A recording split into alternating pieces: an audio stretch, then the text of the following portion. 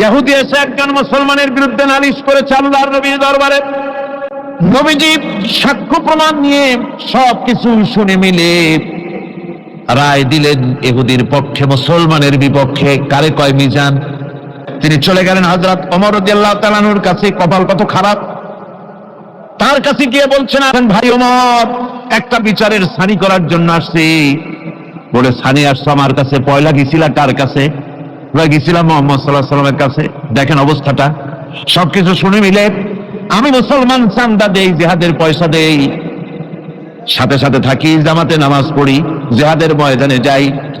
বিচারটা আমার পক্ষে না হয়ে রাসূল রায় দিয়ে দিলেন। এটা একটা কথা হইল নাকি? আপনি বিচক্ষণ মানুষ, সবকিছু শুনে মিলে আপনি বিচারটার সানি করে দেন। হযরত ওমর বলেন, বাবাজি অপেক্ষা করো, আমি তোমার বিচারে সানি করতেছি, দাঁড়াও। হযরত ওমর ঘরের মধ্যে ঢুকলেন, তরবারি নিয়ে আসলেন, খাপের থেকে তরবারি বার করে হযরত ওমর বলেন, যেই ব্যক্তি আল্লাহর নবীর ফয়সালা করার পর তা মানতে পারে না, তার সানি করতে আসে, তার ফয়সালা তো এই রকম করে করে দিতে হয়। তরবারি মারেন। একজন রাসূল পাক সাল্লাল্লাহু আলাইহি ওয়াসাল্লাম এক ইহুদির কাছ থেকে ধার করেছিলেন এবং নির্ধারিত তারিখে ধারের টাকা পরিশোধ করেছেন। ওই ইহুদি প্রতিমধ্যে একদিন রাসূলকে ধরে বলছেন, মুহাম্মদ সাল্লাল্লাহু আলাইহি ওয়াসাল্লাম, তুমি আমার কাছ থেকে যে টাকা নিয়েছিলে টাকাগুলি ফেরত দাও। উনি বলছেন, আমি তো টাকা তোমাকে ফেরত দিয়েছি। কয় না, আমি টাকা পাই নাই, টাকা ফেরত দেয়। হুজুর বলছেন দিয়েছি, আর ও বলছে দাও। এমন সময় একজন সাহাবী এসেছেন, বলছেন, হুজুর এখানে কি হচ্ছে?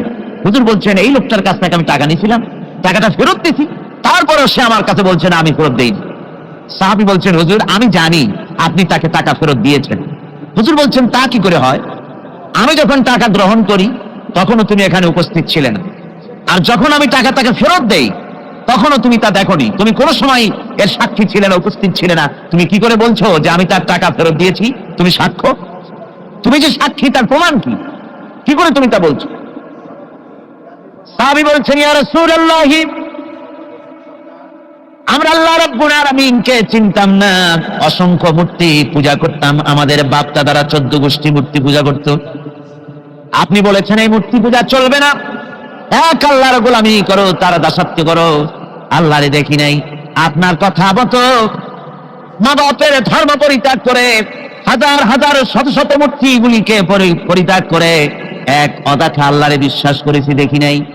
আপনি বলেছেন ফেরেশতা আছে, দেখি নাই, বিশ্বাস করেছি। আপনি বলেছেন জাহান্নাম আছে, বেহেশত আছে, দেখি নাই, বিশ্বাস করেছি।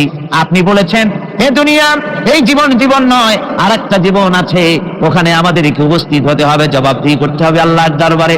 দেখি নাই, সাক্ষী পাই নাই, তবুও আপনার কথা মতো বিশ্বাস করেছি। হে আল্লাহর নবী, কোন সাক্ষ্য প্রমাণ ছাড়া শুধুমাত্র আপনার কথা মতো যদি এতগুলি বড় বড় কথা বিশ্বাস করতে পেরে থাকি, তাহলে ইহুদির এই মাত্র কয়েকটা টাকা ফেরত দিয়েছেন, এ কথা কেন বিশ্বাস করব না? অবশ্যই ফেরত দিয়েছেন, কোনো সন্দেহ নেই। গভীর রজনীতে আল্লাহর নবী ঘুমিয়ে আছেন। গভীর রাত্রে মক্কা শরীফে হযরত জিবরাইল এসে বলেন, আসসালামু আলাইকা ইয়া রাসূলুল্লাহ, ইন্নাল্লাহা ইয়াকরাউকা সালাম। হুজুর, আল্লাহ আপনাকে সালাম বলেছেন। আর আমি দেখে এলাম আপনার ঘরের চতুর্দিকে কাফেরেরা তরবারি নিয়ে দাঁড়ানো। মেহেরবানি করে আপনি ঘুমের থেকে জেগে হিজরত করে মদিনায় চলে যান।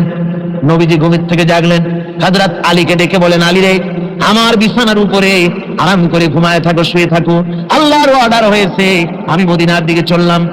আমার ভাইরা, হযরত শেখ খুদা আলী রাসূলের দিকে তাকিয়ে বলেন, ইয়া রাসূলুল্লাহ, আপনার বিছানায় আপনার চাদর, আপনার কম্বলখানা গায়ে দিয়ে আমি শুয়ে থাকবো। সকালবেলায় কাফির বেঈমানেরা এই ঘরের মধ্যে ঢুকে আপনার বিছানায় আপনার চাদর মুড়ি দিয়ে আমি আলীকে তারা মুহাম্মদ মনে করবে, আর আমাকে মুহাম্মদ মনে করে তাদের তরবারি দিয়ে তারা আমাকে টুকরা টুকরা করে জমিন থেকে বিদায় করে দেবে।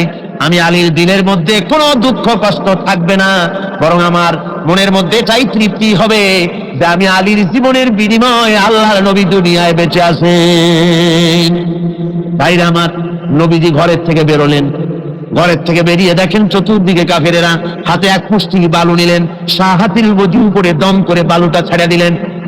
চতুর্দিকে কাফেরে দাঁড়ানো, কাফেরদের চোখে বালু চলে গেল। বালি চোখে গেলে অবস্থাটা কি হয় আপনারা জানেন। দুই হাত দিয়া চোখ রগড়াতেছে কাফেরেরা। নবীজি সরে গেলেন, একটা কাফেরও দেখতে পেল না কোন ফাঁকে নবী চলে গেলেন। পরবর্তী সময় আল্লাহ রাব্বুল আলামিন নবীকে ডেকে বলেন, ওয়া মা রামাইতা ইয রামাইতা ওয়ালাকিন্নাল্লাহা রামা। ও নবী, আপনি নিক্ষেপ করেন নাই যখন আপনি নিক্ষেপ করেছিলেন, আপনি শুধু বালুকণা ছেড়ে দিয়েছিলেন, আর আপনার ঘরের চতুর্দিকে কাফেরদের চোখে বালুকণা পৌঁছে দেওয়ার দায়িত্ব আমার হুজুর গ্রহণ করেছিল। সুবহানাল্লাহ, সুবহানাল্লাহ। আমার ভাইরা, নবীজি হযরত আবু বকরের বাড়িতে গেলেন, দরজায় গিয়ে আস্তে করে নক করেছেন। দরজায় গিয়ে আস্তে করে নক করলেন, ভিতর থেকে আওয়াজ এলো, কে? ভিতর থেকে লাব্বাইকা সাদাইকা বলে হযরত আবু বকর বেরিয়ে এলেন। আল্লাহর নবী জিজ্ঞাসা করলেন, আবু বকর, এক ডাক দিলাম আর তুমি এক ডাকে সাড়া দিলে, তুমি কি ঘুমাও নাই? হযরত আবু বকর বলেন, ইয়া রাসূলুল্লাহ, আপনি বলেছিলেন আমাকে সাথে নিয়ে হিজরত করবেন। আমি চিন্তা করেছি না জানি কত গভীর রাত্রি নবীজি আসেন, আর আমার দরজার কিনারে দাঁড়ায়া নবীজি যদি দাঁড়ায়া দাঁড়ায়া ডাকে আবু বকর আবু বকর বলে, আমি আবু বকর যদি বিছানায় ঘুমায় আরাম করতে থাকি, নবীজির সঙ্গে বেয়াদবি হয়ে যাবে, এই ভয়তে আমি বিছানায় না শুয়া এই দেওয়ালের সঙ্গে দাঁড়ায়া দাঁড়ায়া ঘুমাচ্ছিলাম। ভাইরা আমার, নবীজি হযরত আবু বকরকে নিয়ে চললেন, কাবার দিকে তাকালেন, বাইতুল্লাহ শরীফের দিকে তাকায়া নবীজি চোখ থেকে দরদর করে পানি পড়ে আর ডাকে বলে, রে খানায় কাবা, ওরে কাবা, বড় আশা ছিল তোর খেদমত করব প্রাণ ভরে, কিন্তু তোর নিষ্ঠুর সন্তানেরা তোর কাছে আমারে থাকতে দিল না রে। নবীজি হযরত আবু বকরকে কিরিয়া মদিনার দিকে না গিয়া উল্টা পথে জিয়াদ মহল্লার ভিতর দিয়া, মিসফালার ভিতর দিয়া, জাবালের সরে দুইটা পাহাড় পাড়ি দিয়া জাবালে সুরে যখন উঠলেন, ফজরের রক্ত হয়ে গেল। হযরত আবু বকর বলেন, হুজুর, গুহার একটা পায়া গেছি, এর মধ্যে ঢুকি, তা না হলে কাফেরেরা দেখে ফেলবে। হুজুর, আপনি বাইরে বসেন, আগে আমি ভিতরে ঢুকি, যেহেতু গুহার মধ্যে সাপ বিচ্ছু থাকতে পারে, যদি কোনো সাপ বিচ্ছু থাকে আঘাত আমার প্রতি আসুক, আল্লাহর নবী মাহফুজ থেকে যাক। হযরত আবু বকর গুহা সাফ করে হুজুরকে ডাকলেন। হুজুর বলেন, আবু বকর, সারা রাত হেঁটে হেঁটে পা বেদনা হয়ে গেছে, তুমি বসো, তোমার উনুন উপরে মাথা রেখে আমি একটু ঘুমাইয়া যাই। নবীজি আরাম ফরমালেন। হযরত আবু বকর নজর করে দেখেন গুহার ভিতরে অনেকগুলি গর্ত, কোন গর্ত থেকে কোনো সাপ বিচ্ছু আসে নাকি। রুমাল ছিঁড়ে ছিঁড়ে গর্ত বন্ধ করতেছিলেন, দু একটা গর্ত যা বন্ধ করা গেল না, পা দিয়া হযরত আবু বকর চেপে ধরেছেন।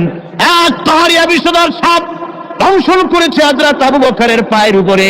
হযরত আবু বকর বিষের যন্ত্রণায় চোখ দিয়া দরদর করে পানি পড়ে। হুজুর সঙ্গে সঙ্গে মুখ থেকে থুতু মোবারক বার করে সাপে কাটা জায়গায় থুতু মোবারক লাগিয়ে দিলেন, যন্ত্রণা বন্ধ হয়ে গেল। হযরতে রাসূল বলেন, আবু বকর, এত সময় কষ্ট করলে কেন? আগে আমারে বলো নাই কেন? তাহলে তাড়াতাড়ি সেরে যেত, এত কষ্ট তোমার হতো না। হযরত আবু বকর বলেন, ইয়া রাসূলুল্লাহ, এটা তো সাপে কাটার যন্ত্রণা, এর থেকে বেশি যন্ত্রণা যদি আমার হতো, যন্ত্রণার চোটে যদি আমার কলিজা ছিঁড়েও যেতে লাগতো, তবুও আল্লাহর নবী আরাম ফরমাচ্ছেন, নবীর আরামের ভিতরে আমি বিঘ্ন ঘটাতে পারতাম না। ভাইরা আমার, কাফেরেরা খুঁজতে খুঁজতে দুদিন পরে যখন এই জায়গায় তারা চলে এসেছে, এখানে এসে তারা গুহার কাছে পায়ের চিহ্ন শেষ দেখলো। একজন বলে ভিতরে আছে, আর একজনে বলে নাই, আর একজন বলে আছে, আর একজন বলে নাই। হযরত আবু বকর বলেন, ইয়া রাসূলুল্লাহ, আমরা ধরা পড়ে গেছি, পালাবার কোনো পথ নাই, আমরা তো ধরা পড়ে গেলাম। সূরা তাওবার ভিতরে আল্লাহ রাব্বুল আলামিন এই কথাটা এভাবে তুলে ধরেছেন, ইয ইয়াকুলু লিসাহিবিহি লা তাহজান ইন্নাল্লাহা মা'ানা। আল্লাহ নবী ডেকে বলেন, আবু বকর, ভয় পেও না, আমরা মাইনরিটি নই, আমরাই মেজরিটি, আমাদের সংখ্যাই বেশি, ওদের ভয় তুমি করো না, কোনো চিন্তা করো না, ভয় পেও না, আল্লাহ রাব্বুল আলামিন আমাদের সাথে আছেন। সুবহানাল্লাহ। আমার ভাইরা, বান্দা যখন আল্লাহর প্রতি ঈমান আনে, আল্লাহর প্রতি যখন তার মহব্বত বেড়ে যায়, আল্লাহর উপরে যখন সে নির্ভর করতে শেখে, তখন সে দুর্জয় নরসার্দুলে পরিণত হয়ে যায়। জোরে বলেন সুবহানাল্লাহ। সে বীর পুরুষ, দুর্জয় নরসার্দুল, কারো হুঙ্কার, কারো অগ্নিচক্ষু, ফাঁসির মঞ্চ, সেল জরিমানা, এগুলির ভয়তে ভীত হয় না কে? মোমেন। কে হয় না? সে একমাত্র নির্ভর করে কার উপরে?